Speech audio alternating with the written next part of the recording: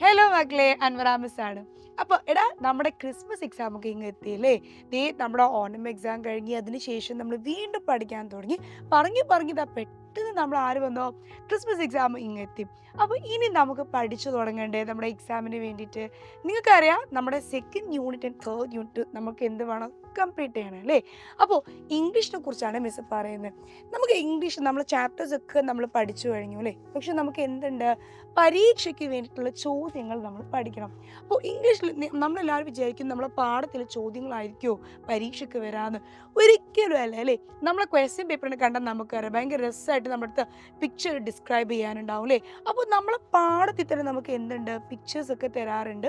അപ്പോൾ നമ്മൾ എപ്പോഴും എന്ത് വേണം, നമ്മൾ മുഴുവൻ പാഠത്തിലെയും ചിത്രങ്ങൾ നമ്മൾ എഴുതി പഠിക്കണം. നമ്മൾ ചിത്രത്തെക്കുറിച്ച് അതിലെന്തെല്ലാം വസ്തുക്കൾ നമ്മൾ കാണുന്നുണ്ട് എന്ന് നമ്മൾ എഴുതി പഠിക്കണം. അതിനെ നമ്മൾ എന്ത് പറയാ, പിക്ചർ ഡിസ്ക്രിപ്ഷൻ എന്ന് പറയാം. അതിൽ തന്നെ മിസ് എപ്പോഴും പറയാറുണ്ട്, ഏറ്റവും ഇമ്പോർട്ടൻ്റ് ആയിട്ടുള്ളത് നമ്മൾ എന്ത് ചെയ്യണം, മാർക്ക് ചെയ്യണം. എന്നിട്ട് ഏറ്റവും പ്രധാനപ്പെട്ട ഒരു 5 പോയിന്റ്സ് എന്ത് ചെയ്യുക, നമ്മൾ എഴുതാം. എന്നാൽ നമ്മൾ ഇമ്പോർട്ടൻ്റ് അല്ലാത്ത വെറുതെ എന്ത് ചെയ്യണം, എഴുതി വെക്കണ്ട കേട്ടോ. സെക്കൻഡ് വൺ നമുക്കറിയാം, പോം കംപ്ലീഷൻ. അതല്ലെങ്കിൽ നമ്മുടെ കംപ്ലീറ്റിംഗ് ദ പോം. നമ്മൾ പഠിച്ച് ഏതെങ്കിലും ഒരു കവിത അല്ലെങ്കിൽ പോം എന്ത് ചെയ്യും, നമുക്കൊരു 4 വരി തരും, അല്ലെങ്കിൽ അതിന് പോലെ മാച്ച് ഉള്ളൊരു കവിത തന്നിട്ട് നമ്മളോട് പറയും ബാക്കി നിങ്ങൾ എഴുതണം. അപ്പോൾ എപ്പോഴും ഒരു പോം കംപ്ലീഷൻ വരുമ്പോൾ അതിൽ 2 വരികളായിരിക്കും നമുക്ക് എന്തുണ്ടാവുക, ചേഞ്ച് ചെയ്യാനുണ്ടാവുക. അപ്പോൾ എന്താണോ നമ്മുടെ കവിതയിൽ തന്ന സബ്ജക്റ്റ് അല്ലെങ്കിൽ വിഷയം, അത് ജസ്റ്റ് എന്ത് ചെയ്താൽ മതി. ഇപ്പോൾ നമുക്ക് ഫോർ എക്സാമ്പിൾ ഒരു റോസ് പൂവിനെ കുറിച്ചാണ് ആദ്യത്തെ ലൈനിൽ തന്നതെങ്കിൽ നമ്മൾ നെക്സ്റ്റ് ലൈനിൽ അത് ജാസ്മിൻ ഫ്ലവർ ആക്കിയാൽ മതി. റോസ് പൂവിൻ്റെ കളർ നമ്മൾ പിങ്ക് എന്ന് പറയുമ്പോൾ ജാസ്മിൻ ആകുന്ന സമയത്ത് അത് വൈറ്റ് എന്നുള്ള നിറത്തിൽ നമ്മൾ മാറ്റം വരുത്തിയാൽ മതി.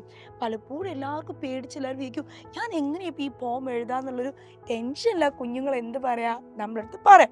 അപ്പോൾ എപ്പോഴും ശ്രദ്ധിക്കുക, ആദ്യത്തെ 2 ലൈൻസ് നമുക്ക് എന്തുള്ളൂ, മാറ്റം വരുത്താനുള്ളൂ. അപ്പോൾ പിക്ചർ ഡിസ്ക്രിപ്ഷൻ നമ്മൾ പറഞ്ഞു, അതേപോലെ പോം കംപ്ലീഷൻ നമ്മൾ പറഞ്ഞു അല്ലേ. നെക്സ്റ്റ് ഇതേപോലെ പിന്നെ നമുക്ക് എന്താണ്, ഒരു കുഞ്ഞ് ജനറൽ പാസേജ് ഉണ്ടാവും അല്ലേ.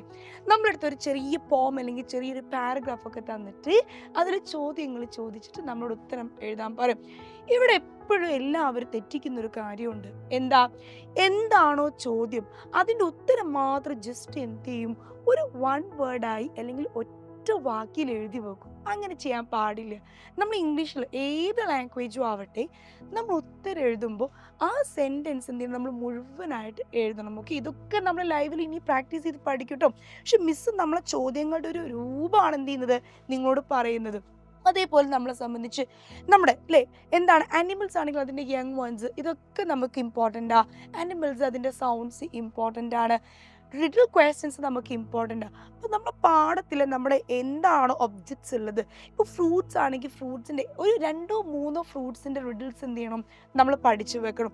ഇനി ആനിമൽസ് ആണെങ്കിൽ ഇതേപോലെ ജനറലായിട്ട് നമ്മളോട് ചോദിക്കാൻ പറ്റാവുന്ന ഒരു 2-3 ആനിമൽസിൻ്റെ റിഡിൽസ് എന്ത് ചെയ്യണം, നമ്മൾ പഠിച്ചു വെക്കണം.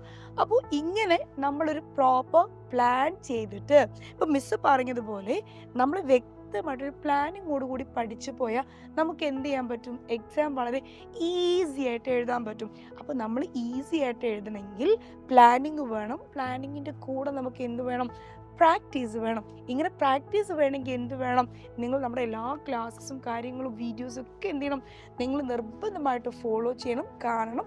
സോ നമ്മൾ എന്ത് ചെയ്യാൻ പോവാണ്, നമ്മുടെ റിവിഷൻ ക്ലാസ്സുകളൊക്കെ തുടങ്ങാൻ പോവാണ്.